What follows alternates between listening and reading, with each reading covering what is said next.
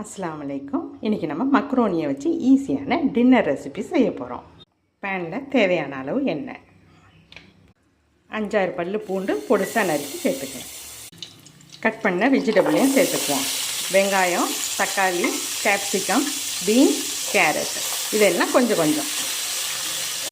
உப்பு தேவையான அளவு. காய்கறிலாம் ஓரளவுக்கு வதங்கிடுச்சு. 1 spoon chicken masala, 1 spoon pepper powder, கொஞ்சமாக சோயா சாஸ். இந்த ஸ்டேஜில் பாதி வேக வச்ச மக்ரோனி எல்லாத்தையும் ஒன்றா கலந்து விட்டுக்குங்க. இந்த பால்லையே காய்கறி பாக்கி மக்ரோனி எல்லாமே வெந்துருட்டோம். மூடி போட்டு வேக வைப்போம். மக்ரோனி நல்லா வெந்துருச்சு. இந்த மாதிரி லிக்விடாக இருக்கும் போதே ஆஃப் பண்ணிடுவோம். Macaroni ready.